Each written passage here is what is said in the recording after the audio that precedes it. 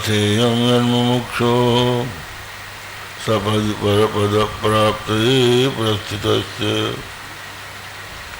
विश्रामस्थानमेकं कविवरवचसां जीवनं सज्जनानां बीजं धर्मद्रुमस्य प्रभवतु भवतां भूतये राम नाम। श्री राम जय राम जय जय राम।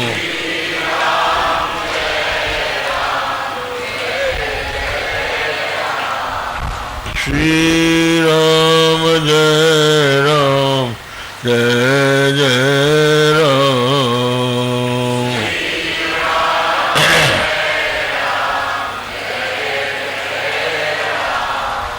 श्री राम जय राम जय जय राम।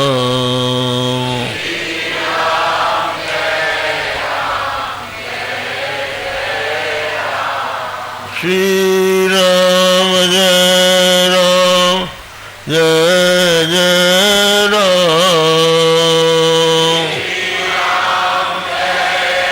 श्री राम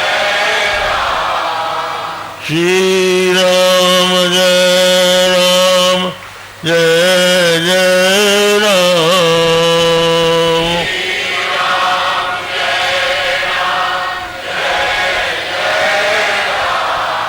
श्री राम जय राम जय जय राम।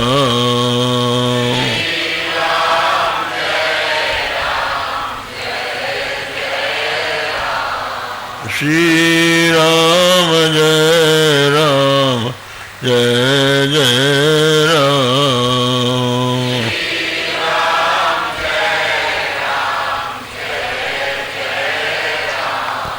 धर्म की अधर्म का प्राणियों में विश्व का गोमाता की गोहत्या हर हर महादेव। समुपस्थित सज्जनों देवियों, भगवान की परम पावनी कथा जिसने उसका आस्वादन कर लिया, जिसको भगवत कथामृत का अमृत पान करने का, भगवत कथामृत पान का सुअवसर प्राप्त हो गया, वो कभी उसको छोड़ता ही नहीं।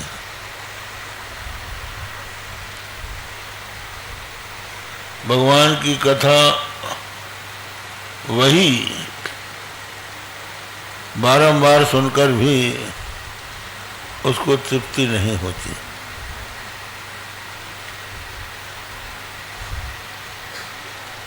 लिखा है रामचरितमानस में, जिनकी श्रवण समुद्र समाना, कथा तुम्हारी सरित सरिनाना, वरहि निरंतर हो ही न पूरे, तिनके हृदय सदन तवरूरे। प्रसंग आया है, भगवान श्री राम ने अत्रि मुनि से पूछा कि महाराज, हमारे पिता ने हमको 14 वर्ष का वनवास दिया है, हमको 14 वर्ष वन में रहना है, तो हम चाहते हैं कि कोई ऐसा स्थान बताइए जहाँ हम निवास तो करें, लेकिन किसी ऋषि मुनि को किसी प्रकार की हमारे रहने से असुविधा न हो। मुनि तापस जनते दुख लहहि, ते नरेश बुन पावक दहहि। ये राजाओं से मुनि और तपस्वी दुख प्राप्त करते हैं, वो राजा बिना ही अग्नि के जल जाते हैं। इसलिए आप कृपा करके हमें ऐसा स्थान बताइए जिससे कि किसी को असुविधा न हो और हम अपने पिता के वचनों को पूरा करने के लिए वनवास कर सकें। अत्रि जानते थे कि ये मनुष्य नहीं है, ये साक्षात परब्रह्म परमात्मा है, मानव रूप इन्होंने धारण कर रखा है। कहा महाराज आप मुझसे पूछते हैं हम कहाँ रहे, तो हम भी आपसे पूछते हैं कि आप कहाँ नहीं हैं। जहाँ आप न हो वो स्थान आप बता दीजिए तो उसी में से हम चुन देंगे कि इसमें आप रहिए। तो फिर भगवान ने कहा महाराज अब ये तो बात छोड़ो, जो हम पूछते हैं वो व्यवहार की बात है, परमार्थ में तो जो कुछ भी है ठीक है, व्यवहार में बताइए कि हम कहाँ रहेगा। व्यवहार ही बताते हैं। तो उन्होंने कहा व्यवहार की बात ये है जिनके श्रवण समुद्र समाना, जिनके कान समुद्र बन गए हैं और कथा तुम्हारी सुभग सरी नाना। अनेकों नदियां गंगा, नर्मदा, कृष्णा, कावेरी आदि विभिन्न नदियां भिन्न भिन्न स्थानों से निकलकर चलती है, समुद्र में आती हैं, वर्षा काल में अपना पूर लेकर समुद्र में आती है। लेकिन समुद्र चाहे कितना ही बाढ़ का जल आ जाए बढ़ता नहीं, और गर्मी के दिनों में नदी कितनी ही कृष्ण हो जाए घटता नहीं। जिनके कर्ण समुद्र के समान हो गए और आपकी कथा जो है वो पवित्र नदियों के समान है। तो समुद्र में नदियां निरंतर जल लेके आती। इसी प्रकार जहां भी भगवान की कथा होती है वो जाकर उसको बड़े प्रेम से अमृत समझकर अपने कान के दोनों से, कान के पातों से पीते, फिर भी तृप्ति नहीं होती। एक राजा पृथु हो गए हैं, भगवान उनके ऊपर प्रसन्न हुए, दर्शन दिया और कहा वरदान मांगो। तो कहने लगे महाराज आप यदि हमको वरदान देना चाहते हैं तो 10,000 कान बना दीजिए हमारे, क्योंकि 2 कानों से आपकी कथा सुनकर तृप्ति नहीं होती। 10,000 कान से सुनेंगे तो शायद तृप्ति हो जाए, तब भी नहीं होगी।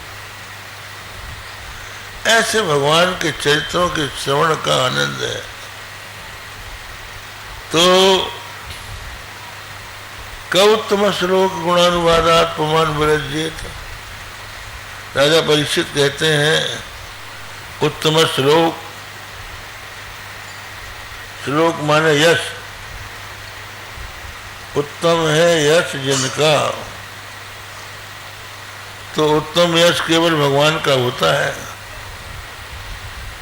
तो उनके यश को सुनने से किसका मन भर जाएगा, किसका मन विरक्त हो जाएगा। भले ही कोई ऐसा व्यक्ति हो जो आत्मघाती हो या कठोर हृदय का हो, कुलिश कठोर निठुर सोई छाती, सुनि हरि चरित्र जो हर खाती। कहते हैं भगवान के चरित्र को सुनकर जो छाती हर्षित नहीं होती, कहना होगा कि ये वज्र से बनी हुई अत्यंत कठोर है। जो भी सहृदय है उसको तो भगवान की कथा में निरंतर प्रीति रहती है। तो महाराज हमको भगवान की कथा सुनाइए। तो श्री सुखदेव जी बोले कि ठीक है, उत्तम श्लोक भगवान श्री राम भी हैं।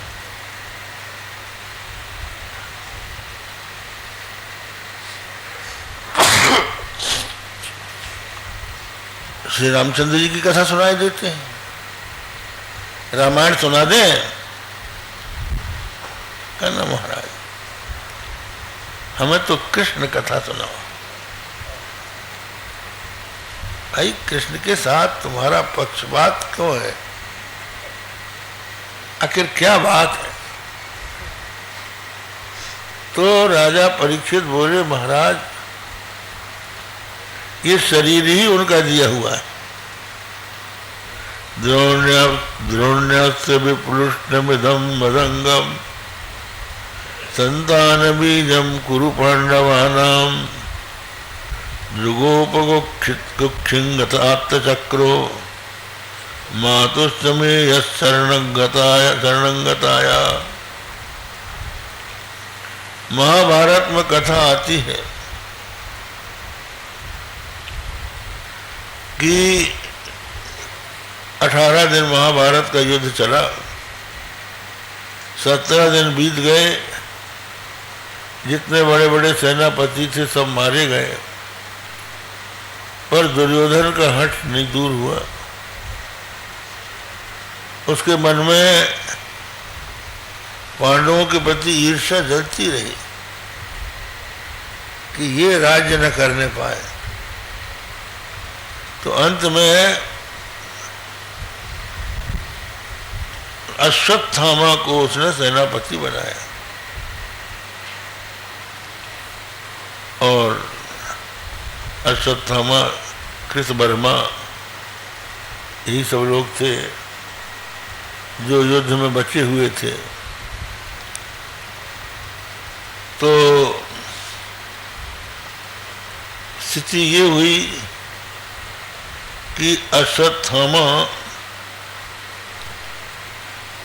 सेनापति तो हो गया,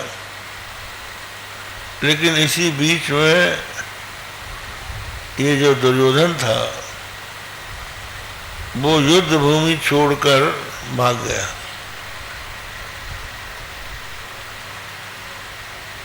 कहते हैं दुर्योधन ने जब भगवान श्री कृष्ण का अपमान किया, जब भगवान श्री कृष्ण पांडवों की ओर से दूत बनकर दुर्योधन की सभा में गए और दुर्योधन को समझाने का प्रयास किया कि पांडवों का जो स्वत्व है, उनका जो छोड़ा हुआ छीना हुआ राज्य है तुम्हारे पास, लौटा दो। यद्यपि पूरे हस्तिनापुर का राज्य उनके पिता पांडु का था और पांडु के ज्येष्ठ पुत्र होने के कारण उसका अधिकारी युधिष्ठिर है, फिर भी राज्य का विभाजन हो चुका है, हस्तिनापुर तुमको मिल गया है, उनको इंद्रप्रस्थ मिल गया है, इंद्रप्रस्थ लौटा दो। कह नहीं महाराज अब तो नहीं लौटाएंगे। तो बोले भाई ऐसा है, युद्ध को बचाना चाहते हैं हम, 5 गांव पांडवों को दे दो, वो उसी से संतुष्ट हो जाएंगे, मैं समझा दूंगा। अरे 5 भी नहीं दूंगा। अरे 1 गांव तो दे दे, का सूच्यग्रेण कुशाग्रेण विदते या च मेदिनी तदर्थम नैव दास्यामि बिना युद्धेन केशव। हे केशव, कुशाग्र सूची के अग्रभाग से जितनी धरती गढ़ती है उसकी आधी भी बिना युद्ध के नहीं दूंगा। अगर पांडवों में शक्ति है तो युद्ध करके ले ले।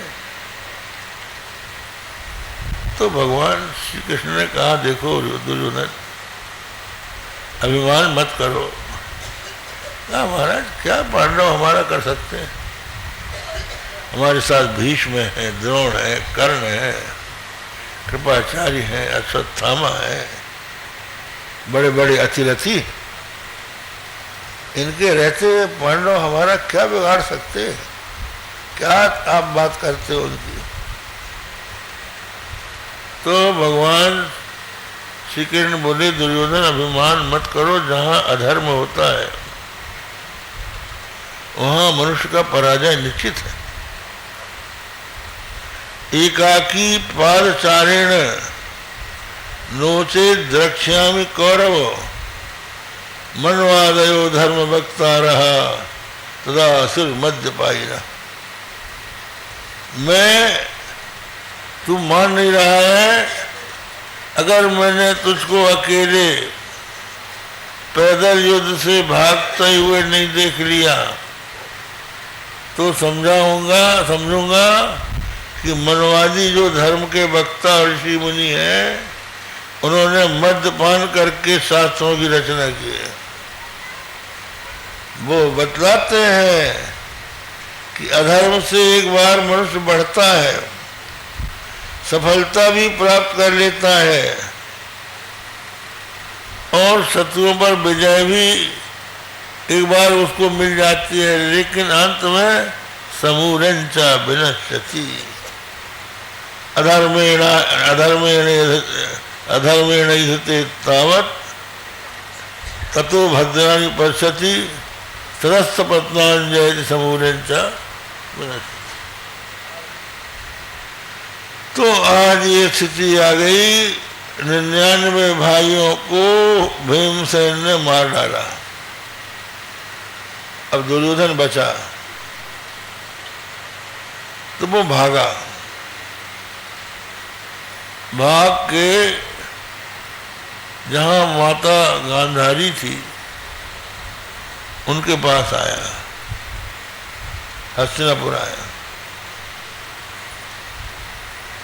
माता गांधारी ने पूछा, कौन?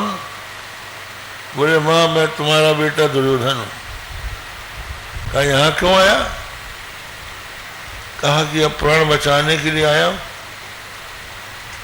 मेरे 99 भाई भीमसेन ने मार डाले, मैं अकेला बचा हूं। गांधारी ने कहा, अच्छा तू एक बार नग्न होकर आ जा, सारे कपड़े उतार के मेरे सामने हो जा, मैं तुझे वज्र का बना दूंगा। तो दुर्योधन कपड़े उतार कर गांधारी के पास जाने लगा।